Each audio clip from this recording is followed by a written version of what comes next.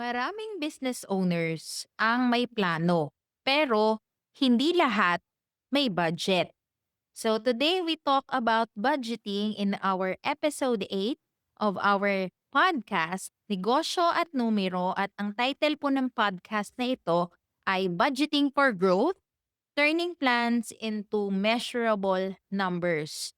Alam mo ba na ang budgeting ay hindi lamang ito accounting work, or ibig sabihin hindi natin pwedeng iasa lang lagi ito sa mga accountants. Ito po ay leadership or management work.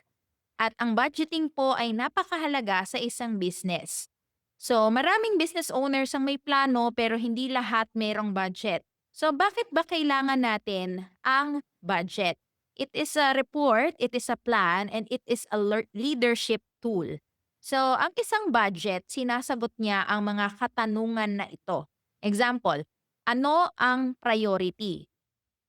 So ano ba yung mga priority natin na expenses? For example, mga salaries, mga utilities, etc., mga rent na essential sa operations natin. At the same time, ano pa po yung mga priority na gastusin natin or mga capital expenditures natin, for example, para tayo po ay mag-expand?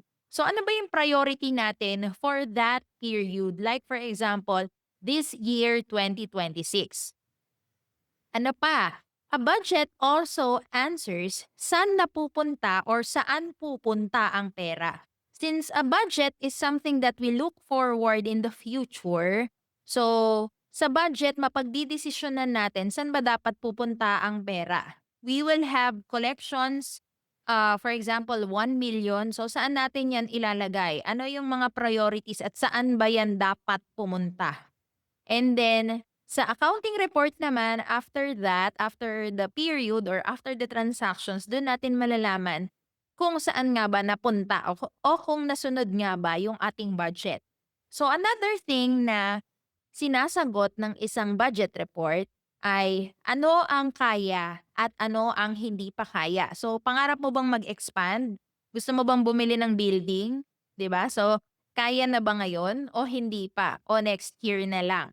So kung walang budget, decisions are usually emotional, not objective or not strategic or not logical kapag po tayo po ay walang budget. So, do you know that budgets clarify your growth path? Like, budgets turn vision into targets. So, ano nga ba yung gagawin ng vision natin kung wala naman tayong targets or wala tayong gustong puntahan or wala tayong pinagpaplanuhang puntahan or yung pera natin, hindi natin pinagpaplanuhan kung saan pupunta. So, yung targets natin, meron din yung numbers. So, targets into numbers. Yung numbers na yun ang ginagamit natin for our planning. And yung numbers na yan is using our accountability. So, yung numbers na yan ay mababasa natin at maa-assess natin at magagamit natin into accountability. Ito yung napagplanuhan ko, ito yung budget ko. Ito yung pupuntahan ng pera ko at i-ensure ko na doon talaga pupunta yung pera na binudget ko. Hindi mo pwedeng sabihin lang na gusto kong mag-expand, gusto kong maging malaking business, kung hindi mo alam kung magkano, kailan, at paano. And you can do that or you can assess that. You can know these things if you have a budget plan. Meron din po tayong tinatawag na reactive versus proactive planning. Ano ba yung reactive planning? So, ang tanong ng negosyante dyan, may pera pa ba tayo? So, usually that is reactive. Kailangan nating bayaran to, sir, ma'am. So, ang tanong, may pera pa ba tayo? Pero, meron din po tayong tinatawag na proactive planning. Ganito naman ang tanong.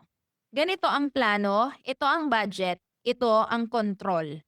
At hindi ka na magtatanong kung may pera pa ba tayo kasi in-ensure mo na mapupunta ang pera sa mga dapat kalagyan, nagkaroon ka na ng accountability, kaya sure ka na itong expenses na planado na ito ay may budget at alam mo na controlled ito. Budgets help you decide before problems arise. So you can also link budgets with KPIs and performances. It can also connect to sales targets. For example, ano yung ipapatarget mo sa mga sales people mo, cost limits. Pagpunta mo sa operations manager mo, ano yung mga limitations sa cost para po hindi tayo sumobra. Ano pa, you can also use these budgets to track your team performance.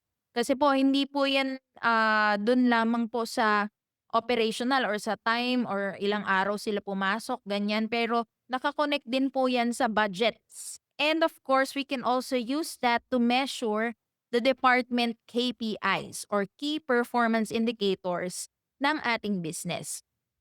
Kapag naka-align silang dalawa, ang budgets and ang KPIs, everyone knows what winning looks like. So we are sure, we are proactive, and hindi tayo masyadong masistress kung meron po tayong tamang budgeting and planning.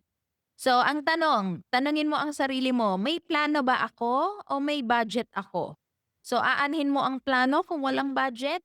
'Di ba? Kung ang budget mo ang tutulong sa'yo para mag-control ng costs at the same time mag-target din ng cost. Because plans without numbers are just wishes. And thank you so much po. This has been Iza Estinopo and masaya ako na nakakatulong at nakakapagbigay po ako ng information sa inyo. This is Negosyo at Numero at dito ang plano mo may numero. God bless us all!